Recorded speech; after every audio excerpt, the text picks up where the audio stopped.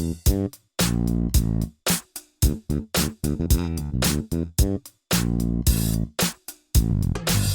is Anthony Morganti.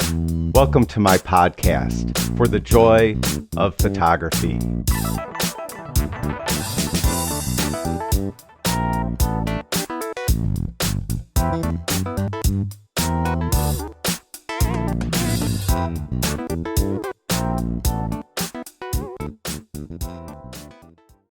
Welcome to this week's episode of the podcast. This is episode 3.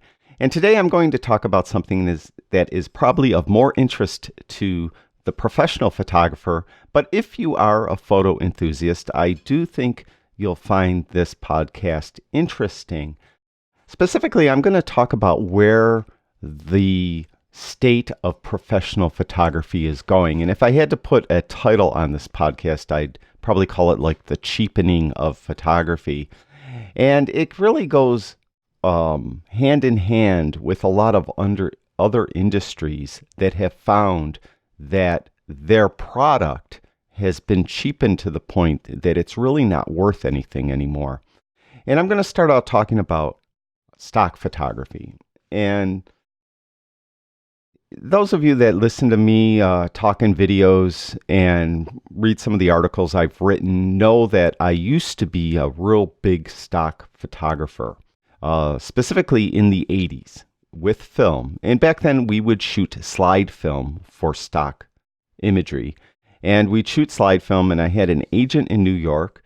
They were called Freelance Photographers Guild, and I think they changed their name to FPG International.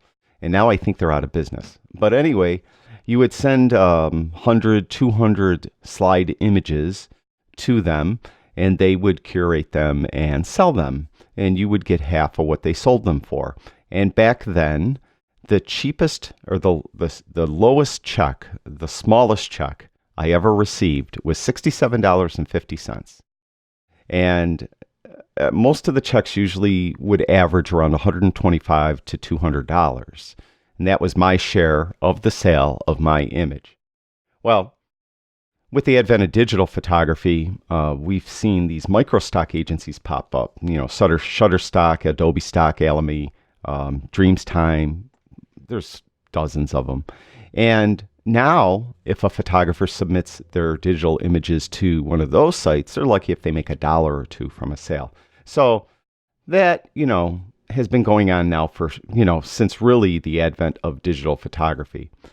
Now, though, the trend is even more so in the direction of cheapening the photography. Recently, I was looking at Instagram, and there's a professional photographer on there that I really admire. And I'm not going to say his name because I disagree with him, and I really don't want to call him out. Anyway, he posted an Instagram story talking about a website called Unsplash.com. Now, I never really heard of Unsplash.com, although I did hear of another website that's similar to Unsplash.com. Unsplash.com is a website. It's a microstock website where you could upload your images to be given away. You don't make a nickel on them. Not only that, whoever downloads your images could use them for any reason whatsoever, and they don't have to give you credit. Now, that professional photographer in his Instagram story, he was explaining why we as photographers should not give away our work. And I agreed with him 100%. Everything he said, I agreed with at that time. But the more I started reading up on Unsplash.com, and I mentioned there was another site I had already heard of. It's called Pixabay. Pretty much the same thing. It's a micro stock photography agency. Upload images. Anyone could download them, use them for whatever purposes. They're full resolution images. I conceivably could download a beautiful image here, like this one here, and I could bring it to a photo lab, get a huge image printed up, and hang it on my wall if I wanted to, and I don't have to even thank the photographer for this magnificent image or that magnificent image. So it's really, as I mentioned, kind of my opinion too, at the time that I thought these types of websites are horrible. Why would any professional want to give away their work? The more I read about it, though, the more I'm starting to realize that this is inevitable. Think of the record industry, the music industry. Probably, in the 70s, they were living large, right? They were selling out concerts. Ticket prices were at a premium. You had to buy their vinyl at the premium price. The artists were making money. The record company was making money. The studios where the recordings were made, those people were making money. There was a lot of money to be made by everybody. Well, along came the internet, and along came Napster, and Napster started file sharing, and everyone started sharing their audio files. And after lawsuits, it's still really come down to Steve Jobs having a meeting with a number of record executives, dictating to them that the worth of each of their artists' songs was 99 cents. And of course, many of them didn't want to cooperate, but inevitably they had to. So think of it, a musician studies years to be a master of their craft. They have maybe a beautiful voice. They're very talented. They spend hours upon hours of writing this beautiful song, and they get 99 cents for it. And it just doesn't seem right.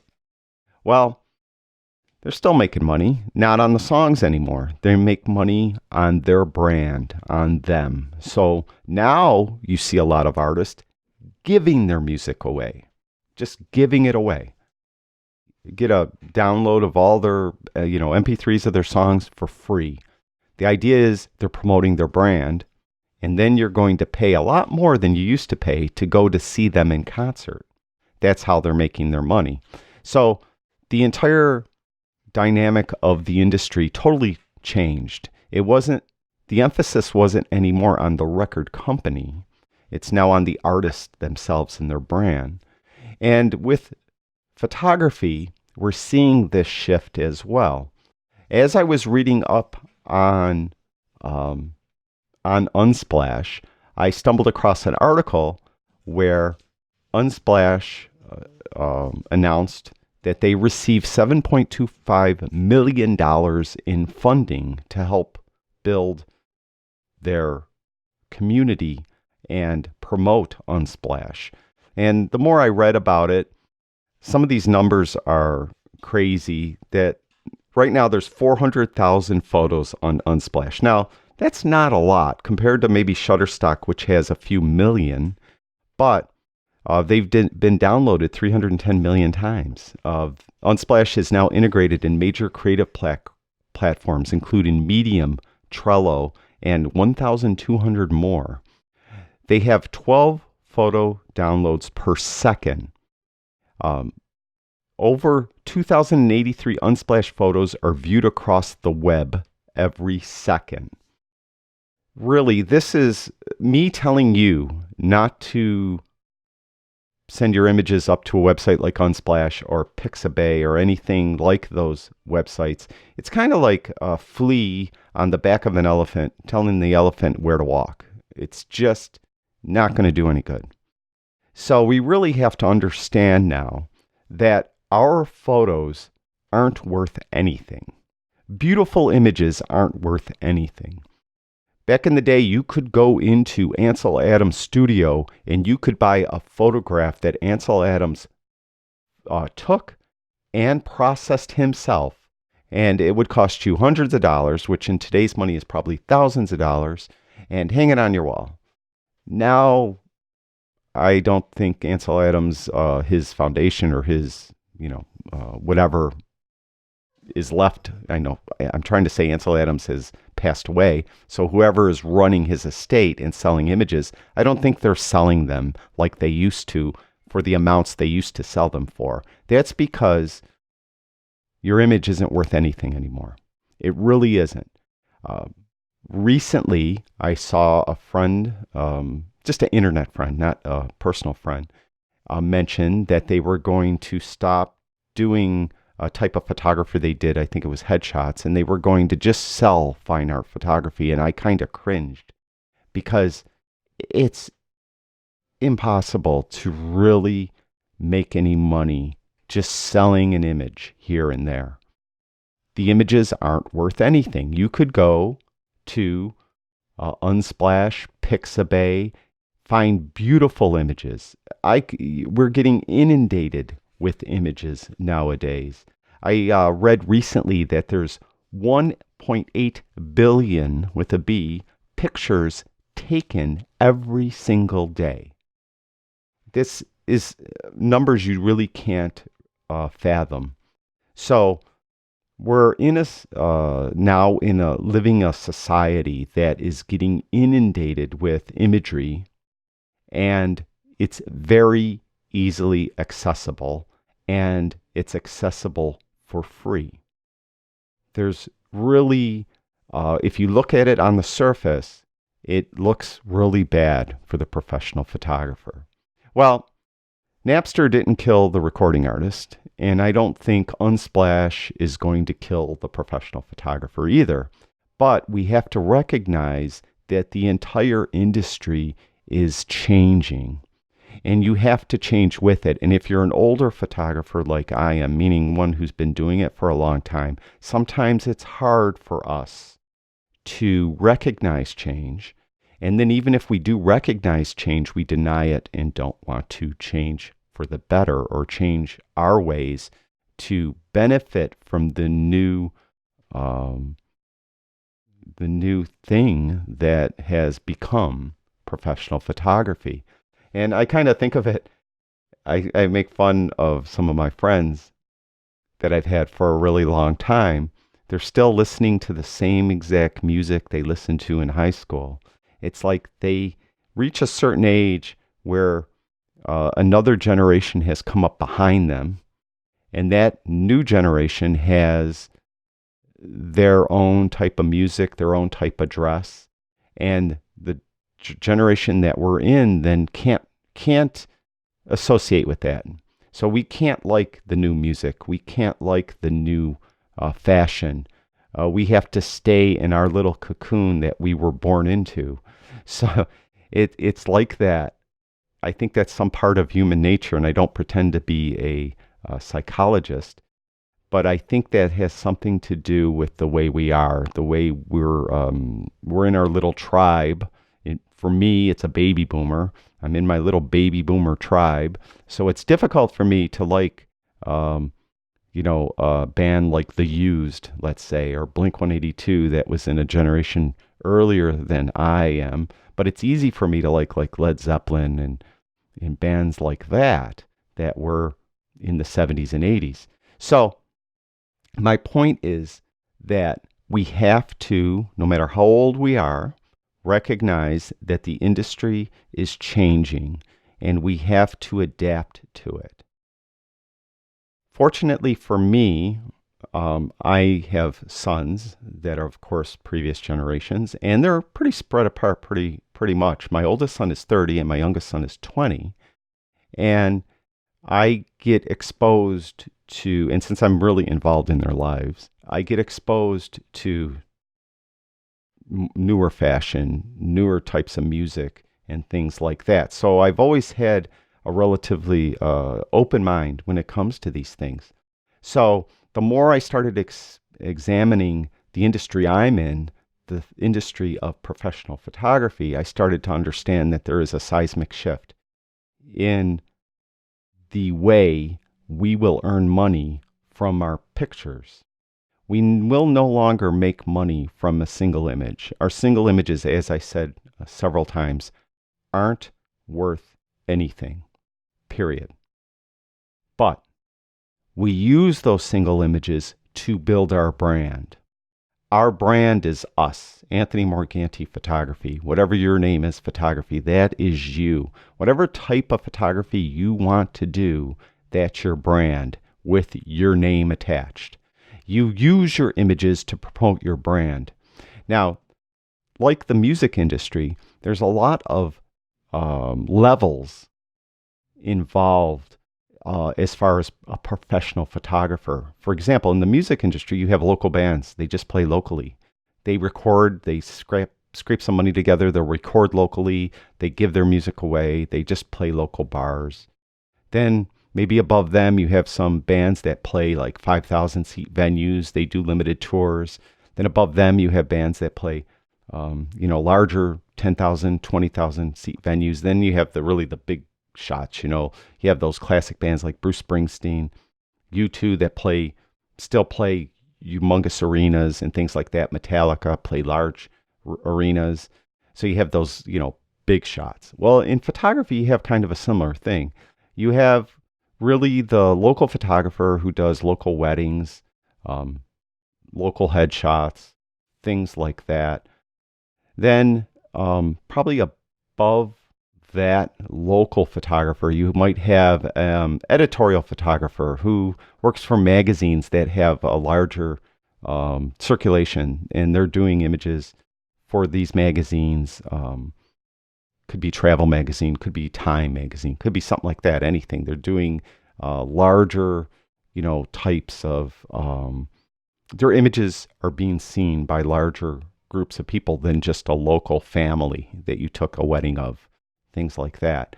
Then above them, you really have the superstars of, photography, Annie Leibovitz, people like that are making, 6-7 figure salaries a year doing photography.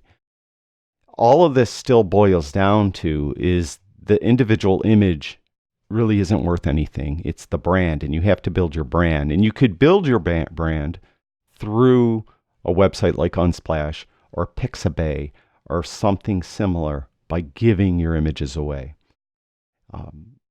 What I've been reading too, and there's one magazine I recommend. If you want a magazine that doesn't have, like, if you go into the supermarket and go to the magazine rack and you look for photography magazines, all those photography magazines are tutorial magazines, meaning there's, how to take,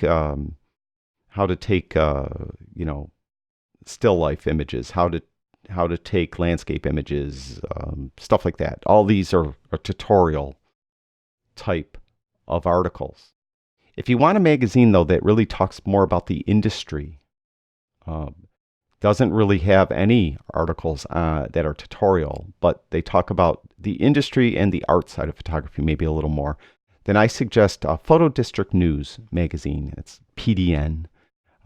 Photo District News has a lot of articles that they're kind of at the forefront. They'll kind of give you an idea of what is trending, where the industry is headed, and what is going on currently that professional photographers are doing.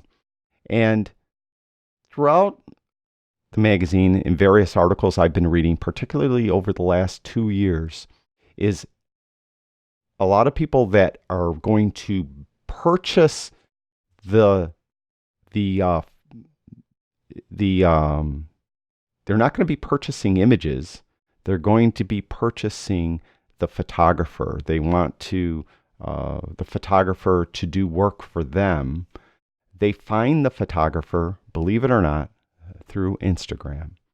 So what you would probably want to do if you're really interested in doing any type of photography is cleaning up your Instagram and promoting your Instagram.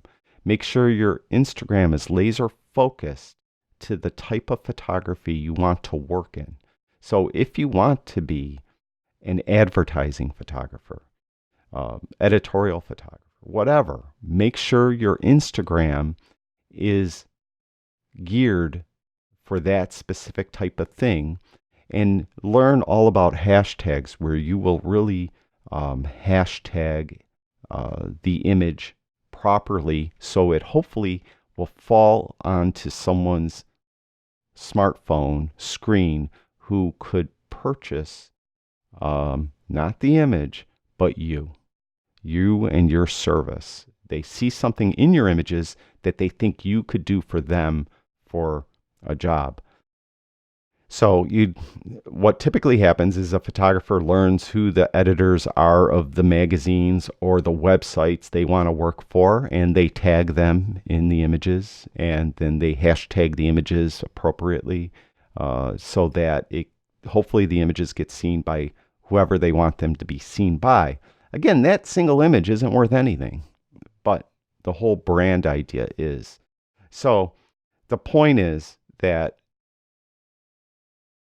my knee-jerk reaction was, we as professional photographers should not contribute to Unsplash or Pixabay or any of these places that give away our images. But the more I thought about it, it's like an elephant just walking straight ahead, and it's going to walk straight ahead, and there's no way you're going to be able to get to turn that elephant left or right if that elephant wants to walk straight ahead. So we have to figure out how to profit with what we have. And the idea again is you have to promote your brand, and you have to use whatever is out there that will help you promote your brand. Unsplash.com will help you promote your brand. Get your images on there. You're going to have to understand that people are going to use your images for free. You might one day turn around and one of your images is on a New York Times best-selling book. Your images are in a movie. It could be something, and you're not even getting a credit for it. But that is something that you could put on your resume, that the image was used here or there or whatever, and it will help you solidify and promote your brand. So I know I was a little redundant as I was speaking about this, but I hope I made the point again that our images aren't worth anything anymore, sadly. And those days of me selling a single image for $200 are gone. Never going to return. There's nothing we could do about it. We could ignore Unsplash and not share our images with them. We could ignore Pixabay. We could ignore all those ways that we would be promoting ourselves in that way. Now, with that said, I should add, many times a professional photographer, especially a local professional photographer, a wedding photographer, a portrait photographer, will get a request from somebody saying, I have a huge family. Can you take my pictures for free? I guarantee I could get you a lot of work. Well, that's just somebody trying to take advantage of you. So I still say you should say no to those instances. And those of you that are, quote, local professionals know what I'm talking about, because that happens to all of us every week probably. So that you probably should still say no. It's these other types of places like Unsplash and even Instagram where you would share your work and hopefully help use that to promote your personal brand. Thank you for watching my podcast, For the Joy of Photography. Remember, stop by my website, onlinephotographytraining.com. There you'll find all my latest videos and articles to help you improve your photography. That's it for now. I'll talk to you guys soon.